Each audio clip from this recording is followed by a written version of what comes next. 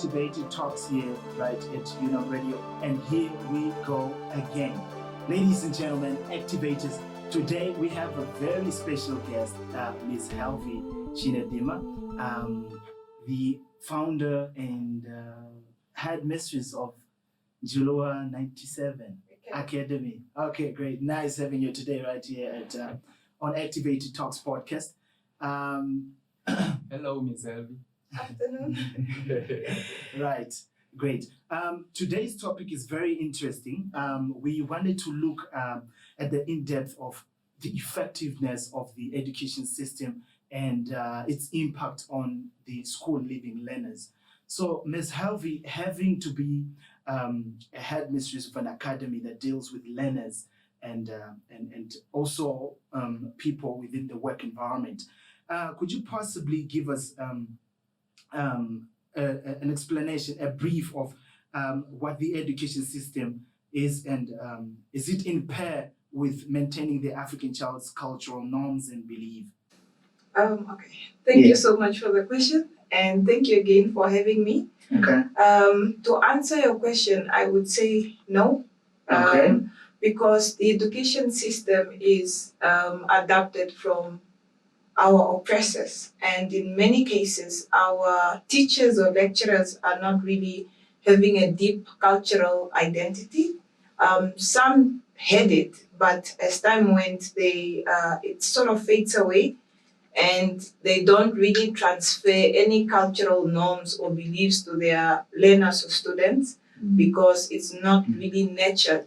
And the other thing I can also say is that the school system is not helping or meeting parents halfway in instilling the cultural norms or beliefs. It basically ends at home. When they get to school, the teachers and lecturers just focus on what it is they are taught to teach, which is basically just the curriculum, school-based content. Interesting, very interesting. So you hear it from there that the education system is not quite in pair with maintaining the African child's cultural norms and beliefs. Maybe we can have another question from Martin Nafuka. Do you have any question for Ms. Helvi? Please. No, currently I don't have a question yet, but I would just like to extend on what she's saying, that of course the education system is shifted away from the reality of the African child, Namibian child in particular, to say that what is the education system doing to maintain African values and traditional values and African cultures, to instill them in the minds and hearts of children. I think not much is being done in that perspective, in that regard. Exactly. Brendon Ngola? And how about the languages? I mean, the subjects that are in our mother languages, aren't those related to, close to our norms and cultures? That's a very good question. I would say no. Again, the languages teach context-based stuff. That's of course the different the different parts of speech. That's nouns, verbs. You understand? How to write an essay. Yes, they are taught how to say this in their language, but I cannot say that accounts to them teaching them the cultural norms or values. And the education system does teach us about the historical aspect, but it doesn't focus on culture. It just focuses on the war and imperialism. That's it. Wow. Yes, I have one question that I always like to bring up in discussions like this. What is your take on infrastructure? Because infrastructure being one of the most important elements in the education policy to implement the education. Recently, I've seen a report in the Namibian newspaper where children in school hostels living on some bed without any mattress. It's concerning. So, what's your take on the infrastructure? Like you said, it's concerning. I would say it's a bit of a worry because the government states and shows that they invest a lot of money in education, and that should be directed to, making sure that the kids or the learners have proper infrastructure or proper classrooms to learn in. but I don't really know where the funding Yeah, goes, exactly. or how the budget is used for that Yeah. specific purpose.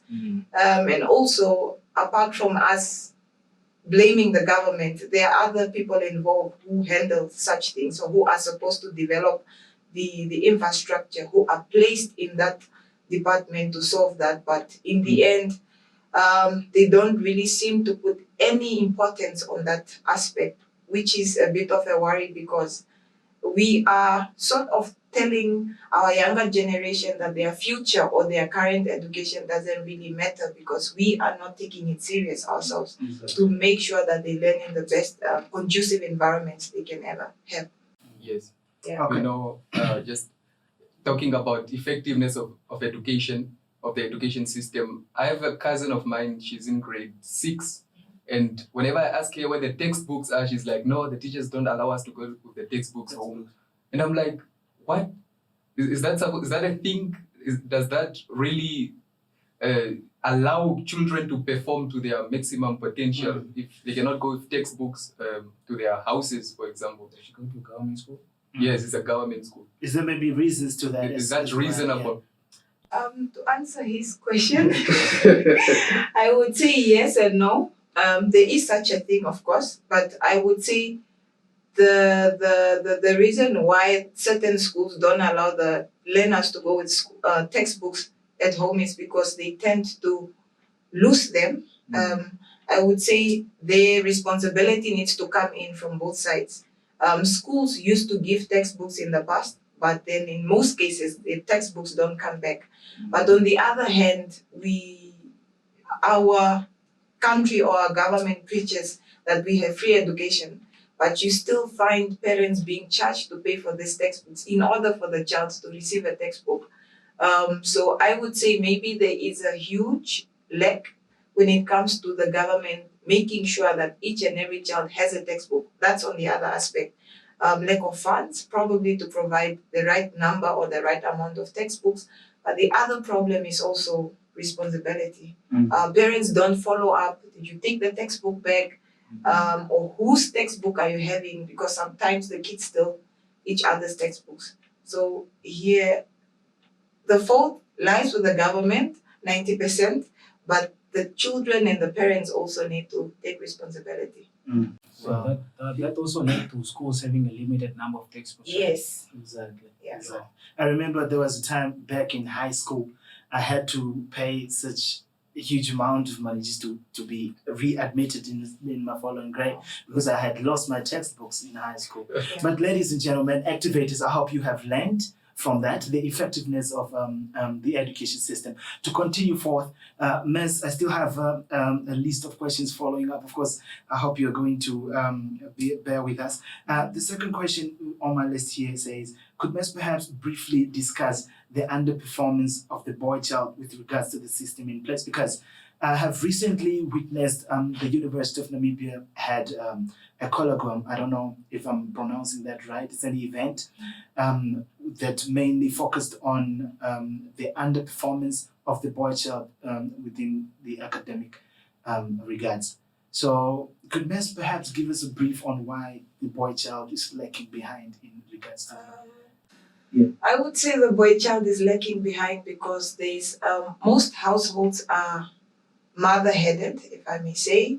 Most boys don't have a father figure to look up to, or father role model or male role model. The other thing is also exclusion of the boy child. There are unequal opportunities given to the girl and the boy child. Most boy children do not have the equal opportunities which are accorded to the girl child because the society gives more importance to the girl child nowadays. Most of everything comes up, let's empower the girl child. Not forgetting that in that way they are leaving the boy child behind, and as a result they tend to have no sense of direction, no sense of responsibility, and no sense of purpose in life. That in return leads to them falling behind. Yeah. Great. You have heard it from there. So the boy child lags behind because there is no father figure or there's no somebody who they could, directly acquire that masculinity per se. Let me do this in this right way. So, Ms. Having to be, I stand to be corrected. Having to be a person or an individual that didn't wait per se to get a job, you went out of your way to create a job for yourself. Am I speaking correctly? Yeah. Okay, great. So, having to create a job for yourself. And we have had responses from our government that says not every time the youth should cry to the government for job opportunities. We should try to create jobs for ourselves. But my question is our system, which is in place, still doing that for the general public or for the youth which are graduating and going into the community? Are they able to create these jobs for themselves? Before I answer your question, I have a question for you to think about. Okay, so the government said the youth should create their own job opportunities. Yes. But does the school system or the government prepare the youth to be able to create their own job opportunities? Wow. So I would then go on to say no.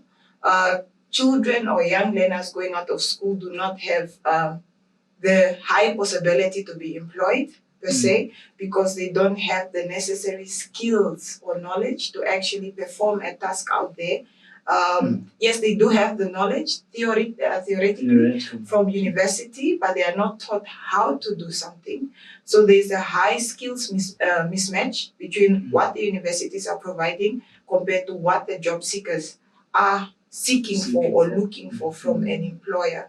And the job market is changing increasingly. Most employers are looking for employees that can lead, that can be creative, innovative, manage a team. So I would say that also brings us back to lack of soft skills training. Yes, you have the knowledge, you have graduated on top of your class, but are you emotionally intelligent to interact with somebody at work? Are you punctual? Can you create professional relationships at work? Because some of those things may lead to somebody losing their job in a week or two because they are not taught how to interact or how to work in an environment with people who are from different backgrounds or have so much differences. Wow. So, yeah. Exactly. Wow. That is perfectly articulated. Exactly. Would you like to go? Yeah. Now that you're already talking about the theoretical part of the education system, can you perhaps give us a brief description of this new education system and how it works? Okay. Before I answer that question, I would just add on to that our education system is foreign. We adapted it from our oppressors. So the current education system is not effective because we are sending young learners out there from the age of, let's say, 17. If they fail grade 11, we expect them to go out there and get jobs, or we expect them to go out there and go to a college, because in most cases they don't qualify to go to university. Now we are doing more harm to these learners than good, because we are discouraging them. Yes, some tend to go to NAMCO if they can afford. Some tend to go to colleges. Again, that's if they can afford. But I think only we are making the inequality more of a bigger gap than it was before. Okay. Yeah. So I think the current education system.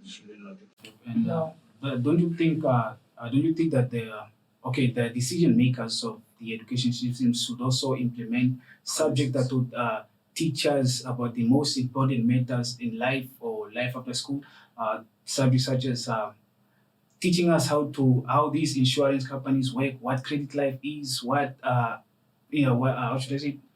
Financial literacy. Not financial literacy, but the funding of people when they retire.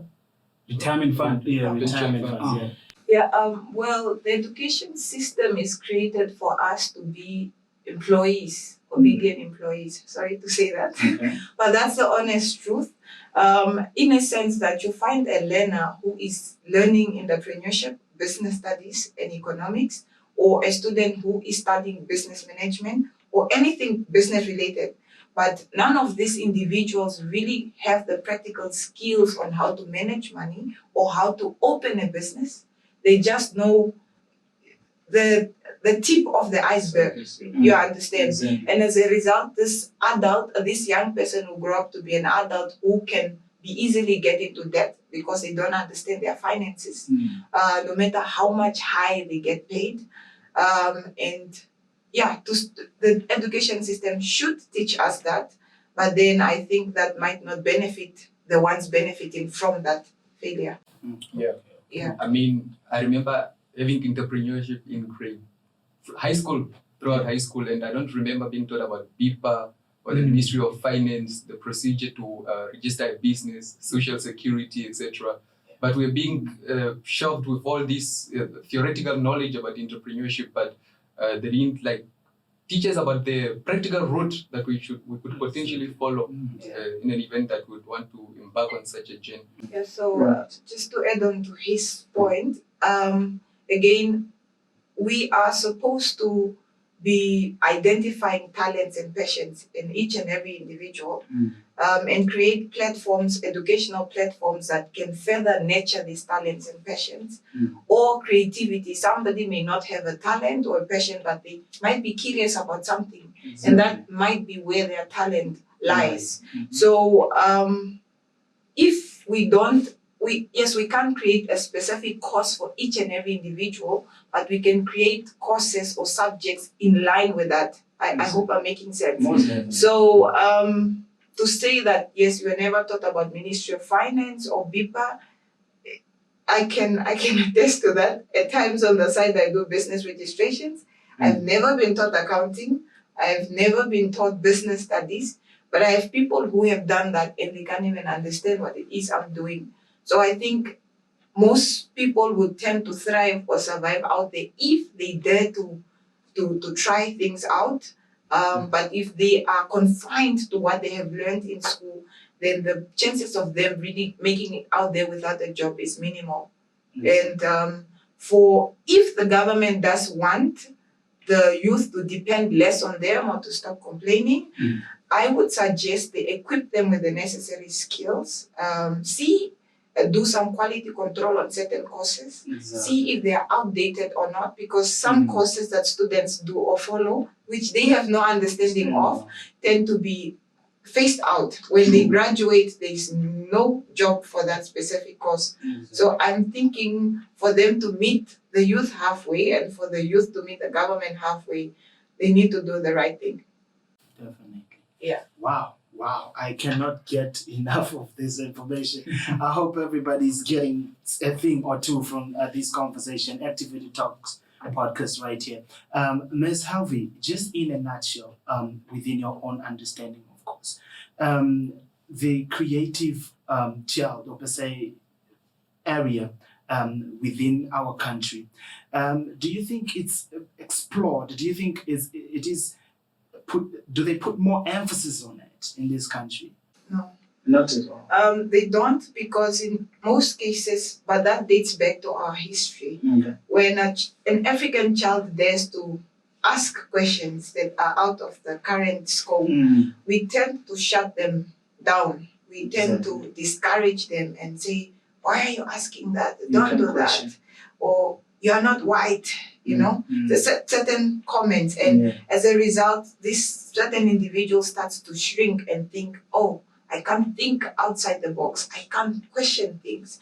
But if we allow them, and if you don't have the answer as a parent or an older brother or an older sister, the least you can do is do research or say, oh, I will try and find out, The least you can do as a teacher or lecturer is go do research, because you as an adult is also learning. They say learning never ends. So you can't know it all and expect the younger generation to just know minimal. They're actually more smarter than we are. That's one thing we need to know. We just don't nurture that curiosity. We shut it down. And that is not doing them any good.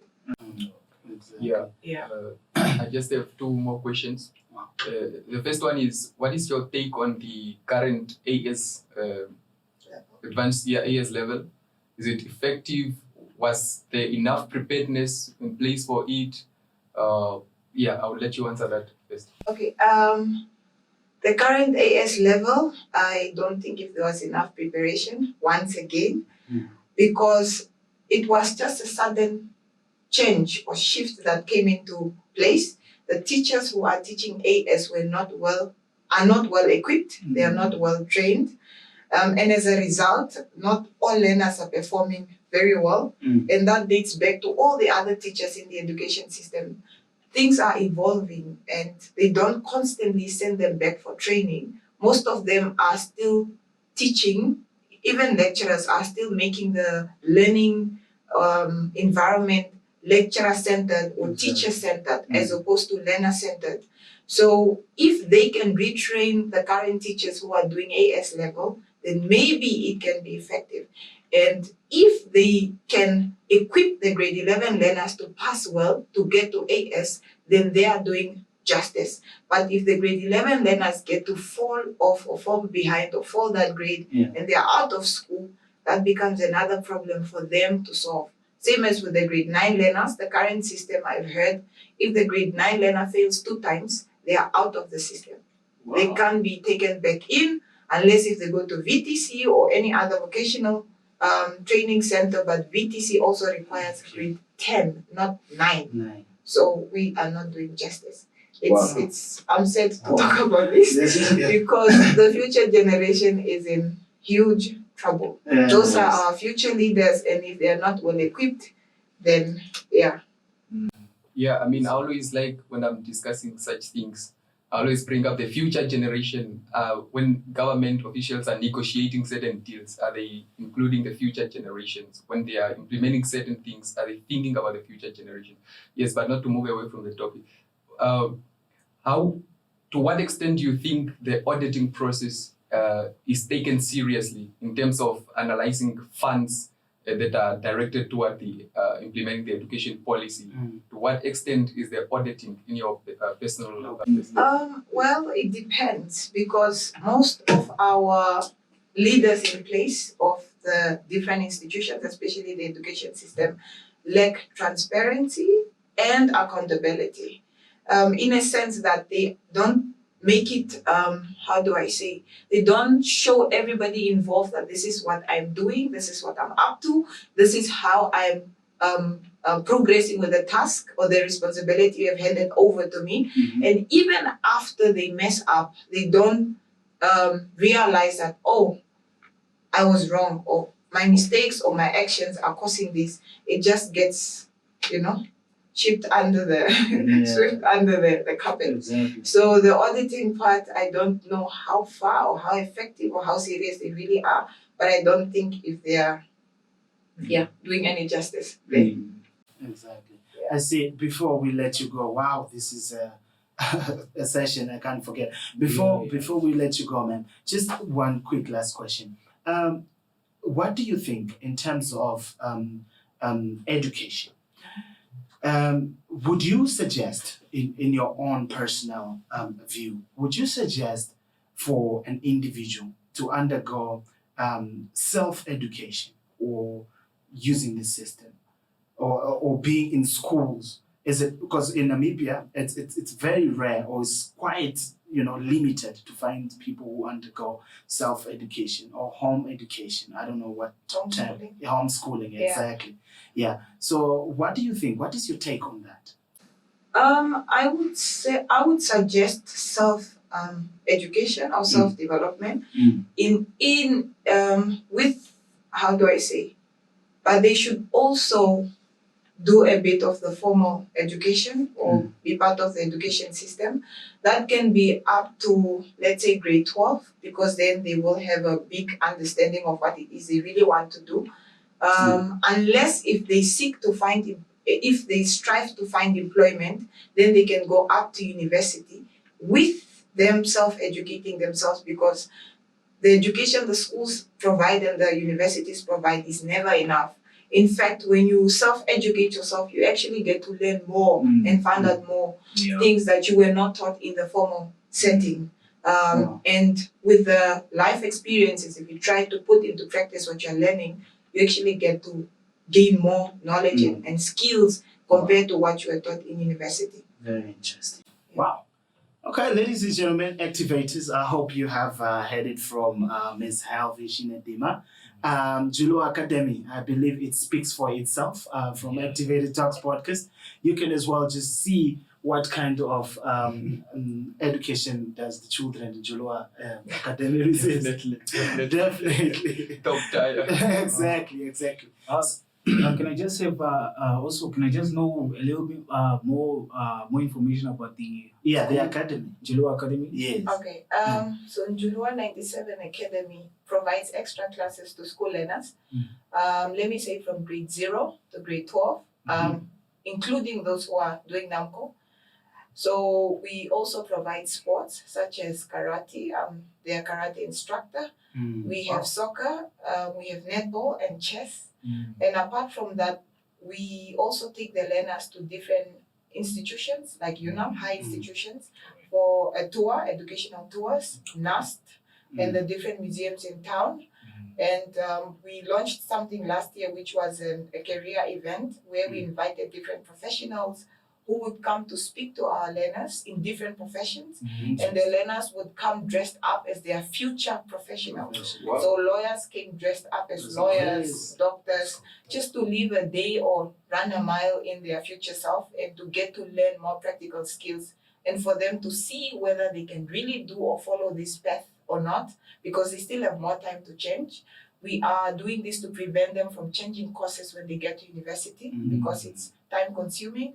It's money wasting, and we are doing this to make them understand the type of career they are choosing. And lastly, we also have a self-development, I'm glad you asked me that question, course that lasts for a month. It happens every month. We take maximum of 8 to 10 students and learners. And in this course, we teach them about emotional intelligence, financial literacy, how to find their passion and talent, how to respect others, and lastly, we teach them about emotional intelligence because we believe, like they say, if a bad attitude is like a flat tire, no matter how smart you are and no matter how well educated you are, if your attitude is not in line with what it is you want to do, it can sometimes set you back. And that is why we try to do all this. And we also try to do all this to not make the future generation get into the same mistakes or the same system we have gone through. So if we can provide the solutions, then that's why we are doing that. And just to add on that, not to forget the training that the Ndjuluwa Academy 97 gives to students and training them in terms of internships. I forgot that part. The answer you just told us is really quite similar to the discussion we had in the previous episode. Very we also discussed about we all know the saying that goes and all dog cannot be teach new tricks. We also discussed about accounting. Do you perhaps think that accounting should also be taught in primary in order for students, learners to just have that idea of what accounting is really about? Yes and no. If they can teach it in primary, it should be focused on those who want to pursue accounting. If they can allow the learners to specialize as early as primary, then that can be good. But we can't judge the fish by its ability to climb a tree because it will live its own whole life thinking it's stupid. So let's allow them to focus on where their abilities and passions and talents really lie.